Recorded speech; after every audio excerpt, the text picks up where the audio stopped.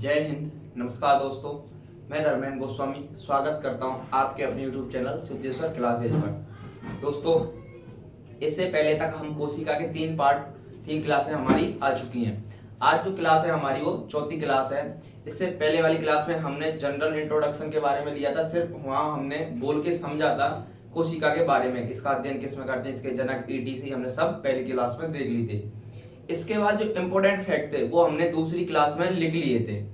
और जो हमारी 3rd नंबर की क्लास आई थी दोस्तों, उसमें हमने जंतु कोशिका व पादप कोशिका को एक साथ पढ़ा था विद डिटेल। और उसमें क्या लिया था, हमने उनके कोशिकांग को भी देख लिया था। कौन से कोशिकांग, मतलब कि सिंगल झिल्ली युक्त हैं, दोहरी झिल्ली युक्त हैं या झिल्ली रहित हैं। और उसके साथ ही हमने सम्मिलित रूप से जो डायग्राम था वो भी हमने देख लिया था, जिसमें जंतु सेल्स और पादप सेल्स को दोनों को एक साथ मिलकर के उसके कोशिकांग के घटक और प्लस में क्या उसके कोशिकांग, 7 कोशिकांग और 5 घटक, मतलब पादप सेल के और एनिमल सेल के दोनों एक साथ लिए थे।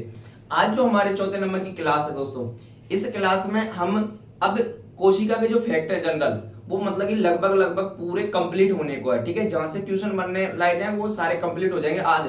और आज ही अब हम क्या करेंगे, जो कोशिका के 7 कोशिकांग है उनको पढ़ना स्टार्ट कर देंगे आज। मतलब कि ये मान लो हम पहला कोशिकांग तो ले ही लेंगे, कम से कम 1-2 कोशिकांग ले लेंगे। हमारी ट्रिक वही है, CM गर्ल्स R, ठीक है ना। C से क्लोरोप्लास्ट, M से माइटोकॉन्ड्रिया, G से गोल्गी, ER से एंडोप्लाज्मिक रेटिकुलम, L से लाइसोसोम, S से सेंट्रोसोम और R से राइबोसोम। ये सातों के सातों कोशिकांग हम विद डिटेल विद डायग्राम पढ़ने वाले हैं। इससे पहले अब आज जो हमारी क्लास है वो कौन सी है, केंद्रक के आधार पर कोशिका के प्रकार। यहां से भी बहुत सारे बार एग्जाम में क्वेश्चन आया है। तो देखो दोस्तों, हम देखते हैं किसके आधार पर, केंद्रक के आधार पर कोशिका के प्रकार और उनके उदाहरण। ठीक है दोस्तों, देखो आज देखो केंद्रक के आधार पर कोशिका के प्रकार कितने होते हैं, 4 प्रकार होते हैं। देखो मैं दोहरा देता हूं फिर आपको समझा दूंगा। चारों में चारों जो प्रकार हैं वो कौन कौन से होते हैं, एक होगा एकैरियोटिक, दूसरा होगा प्रोकैरियोटिक, तीसरा होगा यूकैरियोटिक और चौथा होगा मेसोकैरियोटिक। ज्यादातर दोस्तों आपने 2 ही कोशिकाओं के बारे में पढ़ा होगा, कौन कौन सी, वो है प्रोकैरियोटिक में यूकैरियोटिक। इन 2 कोशिकाओं के बारे में आपने मतलब छोटी क्लासों में ETC बहुत सारी जगह बहुत सारे टीचरों से पढ़ा होगा। लेकिन यहाँ जो केंद्रक के आधार पर कोशिकाएं 4 प्रकार की होती हैं और मैं उन चारों को ही लेके आया हूँ। और जहां से डायरेक्टली क्वेश्चन आया है, जो एकैरियोटिक कोशिका है ना, वहां से बहुत सारे एग्जाम में, पुलिस पटवारी के, जनरल साइंस के एग्जामों में क्वेश्चन बहुत सारी बार देखा गया, वो आपको मैं बताने वाला हूँ। ठीक है दोस्तों, तो पहली जो कोशिका है केंद्रक के आधार पर वो कौन सी होती है, एकैरियोटिक। देखो मतलब क्या होता है, हम एक एक से इसको समझते हैं दोस्तों। ठीक है, देखो ए का मतलब क्या होता है, ए का मतलब लेंगे हम नहीं, ए का मतलब क्या लेंगे नहीं। और कैरियोट का मतलब क्या होता है दोस्तों, केंद्रक। ऐसी कोशिका जिनमें केंद्रक नहीं पाया जाता उनको कौन सी कोशिकाएं कहेंगे, एकैरियोटिक सेल। ठीक है, परिभाषा बोलूं तो ऐसी कोशिकाएं जिनमें केंद्रक अनुपस्थित होता है उनको हम क्या कहते हैं, एकैरियोटिक कोशिकाएं कहते हैं। और देखो ए का मतलब कि देखो अगर मान लो ट्रिक में से सेट करना चाहो, ए का मतलब नहीं, ए का मतलब क्या लेना है हमें, नहीं। कैरियोट का मतलब क्या होता है, केंद्रक, और सेल का मतलब कि कोशिका। ठीक है, तो ऐसी कोशिकाएं जिनमें केंद्रक नहीं पाया जाता है उनको हम क्या कहते हैं, एकैरियोटिक सेल कहते हैं। ये मैंने डायग्राम भी बनाया है यहाँ पर। देखो इसमें सिर्फ मैंने क्या लिया, केंद्रक, भित्ति और ये कोशिका भित्ति को बनाया और इसके अलावा मैंने कुछ भी नहीं बनाया। देखो ये सिर्फ खाली डायग्राम छोड़ा। खाली छोड़ने का रीजन क्या है, क्योंकि इसमें केंद्रक द्रव्य, केंद्रक ETC नहीं पाई जाती, इसलिए ये इस प्रकार से ये कोशिका पाई जाती है। ठीक है, ये देखो दोस्तों, तो इसमें मैं क्या लिखूंगा, केंद्रक अनुपस्थित। क्या लिखूंगा मैं इसमें, केंद्रक एब्सेंट। ठीक है ना, मैंने क्या लिखा, केंद्रक जो है इसमें एब्सेंट होगा। आपसे डायरेक्टली पूछा जाएगा कि कौन सी कोशिका में केंद्रक नहीं पाया जाता है, तो वो कौन सी कोशिका है, एकैरियोटिक कोशिका होती है दोस्तों। ठीक है, तो मैं इसमें देखो एक लाइन लिख देता हूं, केंद्रक अनुपस्थित, केंद्रक और इधर मैं क्या लिख दूंगा, अनुपस्थित। केंद्रक कैसा होगा, अनुपस्थित होगा, कौन सी कोशिकाओं में, एकैरियोटिक कोशिकाओं में। फिर इसके बाद क्वेश्चन कहां से आता है दोस्तों, डायरेक्टली क्वेश्चन आता है इनके उदाहरण से। ठीक है, इनके उदाहरण डायरेक्टली क्वेश्चन एग्जाम में आता है। ठीक है, एकैरियोटिक कोशिका के उदाहरण कौन है, 3-4 उदाहरण जो हमें याद रखने हैं। ठीक है ना, एक है विषाणु, ठीक है, विषाणु या वायरस जिसे बोला जाता है, इनमें भी कौन सी कोशिका पाई जाती है, एकैरियोटिक कोशिका पाई जाती है दोस्तों। ठीक है, दूसरा कौन सा है, स्तनधारी। स्तनधारी में हम खुद भी आते हैं। ठीक है, मैमल्स की परिपक्व RBC में, मतलब इसमें भी कोशिका का मतलब कि इस कोशिका में भी केंद्रक का अभाव होता है। पहले तो कौन सी है, विषाणु, इनकी कोशिकाओं में भी केंद्रक का अभाव होता है, वायरस की कोशिकाओं में। दूसरे कौन सी है, स्तनधारियों या मैमल्स की कोशिकाओं जो परिपक्व आरबीसी होती है उस कोशिका में भी केंद्रक का अभाव होता है दोस्तों। लेकिन क्वेश्चन इंपोर्टेंट फैक्ट के रूप में डायरेक्ट में लिख के लाया हूं आपको, अपवाद, ये डायरेक्टली अपवाद से क्वेश्चन कई सारे एग्जामों में आया है दोस्तों। तो स्तनधारियों के या मैमल्स की परिपक्व आरबीसी में केंद्रक मतलब कि कोशिका के केंद्रक अनुपस्थित होता है। लेकिन दो उदाहरण कौन से, एक तो ऊंट और एक लामा, मतलब कि ऊंट के संवैस की एक और जाति होती है जिसको लामा बोलते हैं, उनकी आरबीसी में केंद्रक की उपस्थिति मिलती है। तो ये अपवाद में आपको याद रखना है, डायरेक्टली क्वेश्चन आता है ऐसे कौन से मैमल्स या स्तनधारी हैं जिनकी आरबीसी में केंद्रक पाया जाता है। तो ये पूरी दुनिया में, पूरे संसार, पूरे वर्ल्ड में दो ही उदाहरण है इसके, कौन है, ऊंट व लामा। इनकी जो आरबीसी होती है, इनकी आरबीसी में क्या, आरबीसी के मतलब कि कोशिका में केंद्रक की उपस्थिति होती है, मतलब कि केंद्रक उपस्थित होता है किसमें, इनकी एकारियोटिक कोशिका का उदाहरण है, फिर भी केंद्रक पाया जाता है किसकी कोशिका में, ऊंट व लामा की कोशिका में दोस्तों। तो ये इंपॉर्टेंट फैक्ट है ना, बड़े ध्यान से याद रखना है आपको, ठीक है। फिर तीसरा उदाहरण है पादपों के फ्लोएम उत्तक की चालनी सेल्स, चालनी कोशिकाओं में भी कोशिका मतलब कि इसमें भी केंद्रक का अभाव होता है, ठीक है दोस्तों। पादपों के में फ्लोएम उत्तक की चालनी सेल्स जो होती हैं उनमें भी केंद्रक का अभाव होता है। यहाँ पर आपको एक और मतलब मैं ट्रिक से एक फैक्ट और बता देता हूँ दोस्तों, कि अगर मान लो आपसे पूछा जाए कि पादपों में, पेड़ पौधों में, मतलब कि पेड़ पौधों में, ये देखो फ्लोएम आया ना, इसलिए मैं आपको याद आ गया मुझे। देखो पैसे फ्लोएम और पैसे फूड, कैसे क्या होता है, पैसे तो फ्लोएम होता है, पैसे फूड, तो फूड का परिवहन कौन करता है, फूड का परिवहन पौधों में कौन करेगा, फूड का परिवहन पादपों में, पौधों में कौन करता है, फ्लोएम करता है। ये इंपॉर्टेंट फैक्ट मैंने यही ले लिया अगर मान लो आ गया तो, इसलिए ठीक है। तो पैसे फूड, पैसे क्या याद रखना, फूड, फूड मतलब कि भोजन, भोजन का परिवहन कौन करेगा, पादपों में फ्लोएम। और एक और फैक्ट लेता हूं, अब जैसे जल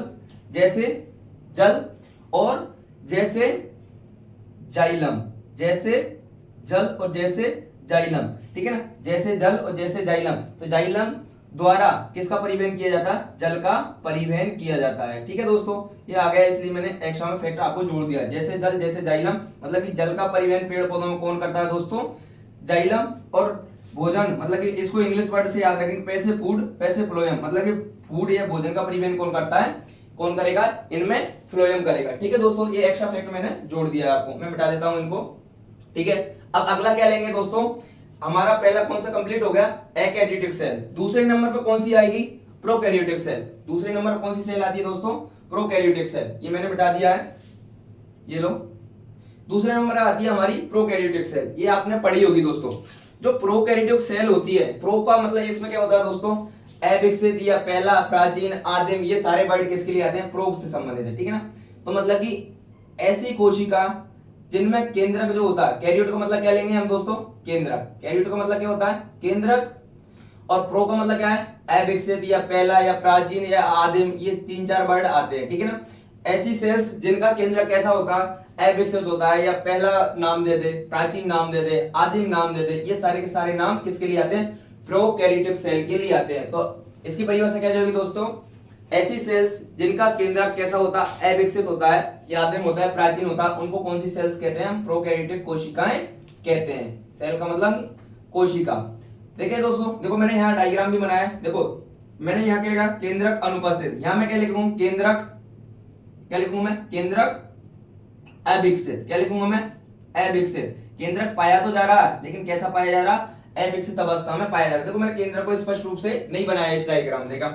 अब फिर डायरेक्टली इसके बाद क्वेश्चन कहां से आता है दोस्तों, डायरेक्टली क्वेश्चन पूछा जाता है प्रोकैरियोटिक सेल के उदाहरण कौन से हैं, ठीक है। तो प्रोकैरियोटिक सेल के उदाहरण, एक तो जीवाणु है, ठीक है, मतलब कि इसके इंग्लिश में बैक्टीरिया बोलते हैं। फिर क्या, माइकोप्लाज्मा जीवाणु, ठीक है, जिसको पादप जगत का जोकर कहा जाता है, याद हो तो आपको, ठीक है।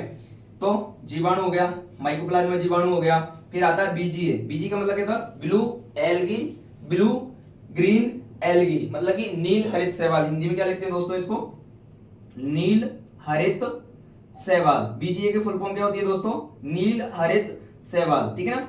बी से ब्लू, जी से ग्रीन, ए से एल्गी, तो ब्लू एल्गी, ठीक है, इसका पूरा नाम होता है बीजीए का, नील हरित शैवाल। तो ये भी किसका उदाहरण है, प्रोकैरियोटिक सेल का उदाहरण। नंबर 3 अगला आता है, देखो और भी जो साइनोबैक्टीरिया होते हैं उनमें जैसे कि एक एनाबीना है, नॉन स्टॉक, इनका नाम सुना होगा आपने, इनका नाम कहां सुना है, एक का काम करते हैं, आपने पढ़ा हो नाइट्रोजन स्थिरीकरण के काम आते हैं ये दोनों, ठीक है ना। नॉन स्टॉक ईडीसी जो है नाइट्रोजन स्थिरीकरण में काम आने वाले कौन है, बैक्टीरिया है, ठीक है। इसके अलावा स्पाइरुलिना, इसका भी नाम बड़ी इंपॉर्टेंट है, ठीक है। स्पाइरुलिना ये जो पादप है, स्पाइरुलिना पादप ये जो है इसमें देखो प्रोटीन की मात्रा बहुत अधिक मात्रा में मिलती है, इसलिए ये भी इंपॉर्टेंट है। ये सारे किसके उदाहरण है, प्रोकैरियोटिक सेल के उदाहरण है। और इनमें क्या पाया जाएगा दोस्तों, इनमें केंद्रक अविकसित पाया जाता है। क्लियर।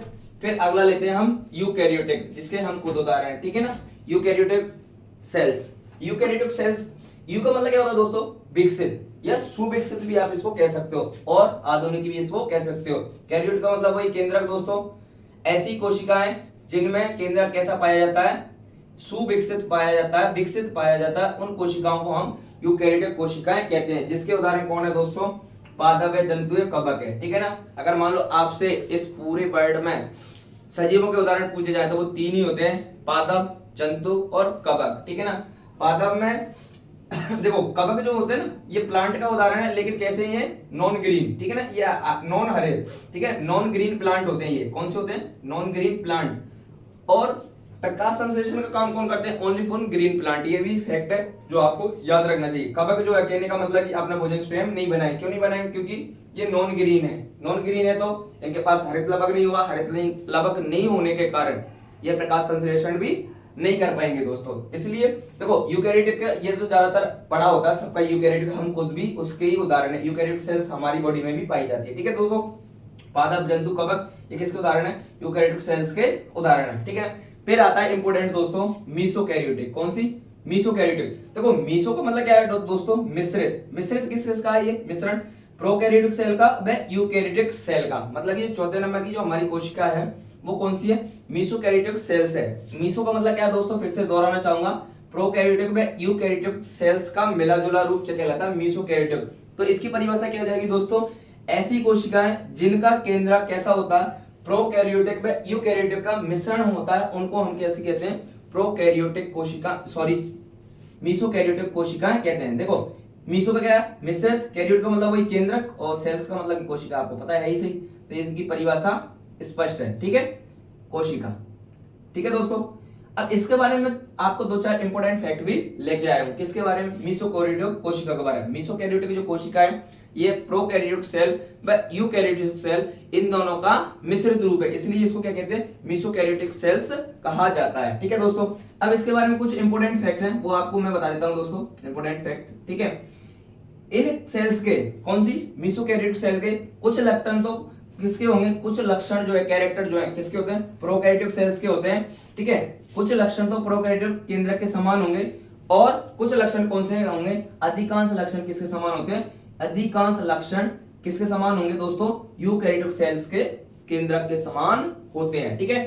फिर से दोहराना चाहूंगा दोस्तों, इंपॉर्टेंट फैक्ट है मीसोकैरियोटिक कोशिका। अगर मान लो दोस्तों इसमें आपसे पूछा जाए केंद्रक किसका, मीसोकैरियोटिक कोशिकाओं का, तो इनमें केंद्रक कैसा होता है, विकसित होता है दोस्तों, ठीक है ना, विकसित केंद्रक होता है। लेकिन क्या होगा, ये दोनों का मिला जुला रूप होगा, क्योंकि अधिकांश लक्षण जो है किससे मिलते हैं, यूकैरियोटिक कोशिका के केंद्रक से मिलते हैं, लेकिन कुछ लक्षण जो है किससे मिलते हैं, हमारे प्रोकैरियोटिक सेल से भी मिलते हैं, ठीक है ना। और बताऊं इसके अलावा इसके जो फैक्ट है, देखा स्टोन प्रोटीन इसमें प्रेजेंट होती है, स्टोन प्रोटीन पाई जाएगी दोस्तों। मैंने इधर नहीं लिया क्योंकि इतना इंपोर्टेंट आपके नॉर्मल एग्जामों में नहीं आता है, ठीक है, नहीं तो मैं चाहता तो इनमें भी आपको बता सकता था, ठीक है, स्टोन प्रोटीन के बारे में, इनके मतलब कि कोशिका विभाजन के बारे में बता सकता था, लेकिन इतना नहीं आता, इसलिए मैंने इसमें थोड़ा सा इंपोर्टेंट लगा, इसलिए मैंने लिख दिया है, ठीक है। तो अधिकांश लक्षण किसके होंगे, अधिकांश लक्षण यूकैरियोटिक केंद्रक के समान होते हैं। फिर देखो स्टोन प्रोटीन किसमें प्रेजेंट होती है, देखो दोस्तों इसमें प्रेजेंट होती है और इसमें भी प्रेजेंट होती है, ठीक है, स्टोन प्रोटीन। देखो अब विभाजन कौन सा होता है, असूत्री विभाजन होता है, मतलब कि इस सेल्स में विभाजन कौन सा होगा, असूत्री विभाजन होगा, जिसको इंग्लिश में क्या बोलते हैं, एमाइटोसिस बोला जाता है। तो असूत्री विभाजन किसमें पाया जाएगा, मीसोकैरियोटिक कोशिकाओं में असूत्री विभाजन उपस्थित होता है। फिर क्या है, केंद्रक झिल्ली व केंद्रक द्रव, केंद्रिका सुविकसित होते हैं, मतलब केंद्रक झिल्ली पाई जाएगी, केंद्रिका इसमें अंदर पाई जाएगी, ठीक है ना, और ये कैसे होंगे, सुविकसित अवस्था में होते हैं, ठीक है दोस्तों। इसके बाद आता है मीसोकैरियोटिक के इंपोर्टेंट चीजें क्या है, उदाहरण। उदाहरण देखो इसके बड़े डिफिकल्ट हैं दोस्तों, तो आपको याद रखना जरूरी है, ठीक है। देखो पहला उदाहरण क्या है, डायनोफ्लैजिलेट शैवाल, क्या है इसका पहला उदाहरण, देखो डाइनोफिजिलेट शैवाल, ठीक है। जैसे इसका एक और उदाहरण पिस्टेरिया फिस्कीडा, ठीक है ना, पिस्टेरिया फिस्कीडसीडा, ठीक है, इसका उदाहरण। तो दोस्तों हम कहां चल रहे थे, इसके उदाहरण पर चल रहे थे, किसके, मीसोकैरियोटिक कोशिकाओं के उदाहरण। शायद दोस्तों मैंने यहां पर पहले हिस्टोन प्रोटीन को प्रेजेंट बता दिया था, शायद मुझे जहां तक लगता है। तो दोस्तों मैं इसको सुधारना चाहूंगा, शायद मुझसे गलती हो गई थी दोस्तों।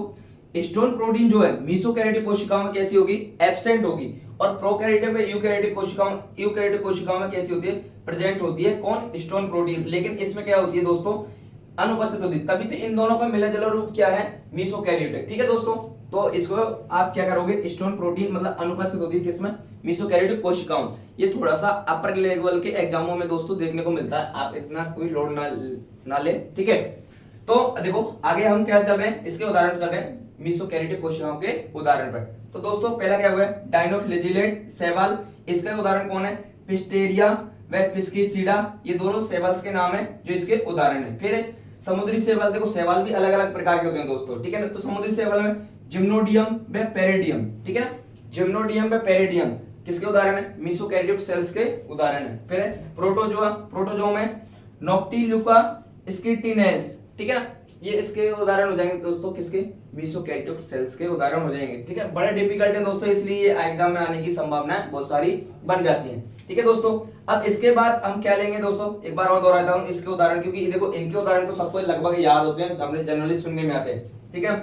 डाइनोफिजिलेट शैवाल्स किसमें पाया जाएगा, मीसोकैरियोटिक कोशिकाओं में, और इसके उदाहरण कौन है दोस्तों, पिस्टेरिया पिस्कीसीडा, अलग अलग है दोस्तों, अलग अलग है, पिस्टेरिया पिस्कीसीडा, ये शैवाल्स के नाम है, ठीक है। फिर समुद्री शैवाल, समुद्री शैवाल में कौन है, जिम्नोडियम व पेरिडियम, ठीक है ना दोस्तों, ये किसके उदाहरण है, समुद्री शैवाल के। और किसमें पढ़ रहे हैं हम, मीसोकैरियोटिक सेल्स में, जिसमें प्रोकैरियोटिक में यूकैरियोटिक सेल्स का ये मिला जुला रूप है, ठीक है दोस्तों। फिर प्रोटोजोआ, तुम्हें पता है ना, प्रोटोजोआ पहला, प्रोटोजोआ ही जो संघ के प्राणी है, ये पृथ्वी पर आने वाले पहले प्राणी है, आपको पता हो तो, ठीक है, इंपोर्टेंट फैक्ट है, जोड़ लेना। तो प्रोटोजोआ में कौन है, नॉक्टिल्यूका स्केंटेलेस, ठीक है ना, स्केंटिलेस, ये किसके उदाहरण दोस्तों, मीसोकैरियोटिक सेल्स के उदाहरण है, ठीक है दोस्तों। अगली स्लाइड में हम क्या कंटिन्यू करेंगे, अब जो कोशिका है ना, वो संकलित रूप से हमने लगभग इसके जनरल फैक्ट है वो पढ़ लिए हैं दोस्तों। अब जो हम शुरू करेंगे, हम करेंगे, देखो हमने कोशिका के सारे फैक्ट ले लिए, ठीक है ना, जंतु कोशिका ले ली, पादप कोशिका ले ली, उनके डायग्राम आगे ले लेंगे किसी भी क्लास में। लेकिन अब हम जो लेने वाले दोस्तों एक साथ लेंगे, इसके जो कोशिकांग है, 7 कोशिकांग पाए जाते हैं किसी भी कोशिका में, 7 कोशिकांग, वो सातों के सातों कोशिकांग लेने वाले हैं, जो हमने ट्रिक से लिखे थे, GCM गर्ल्स आर, ठीक है। तो अगली स्लाइड में मैं इसको शुरू करता हूं, कंटिन्यू करता हूं दोस्तों, ठीक है।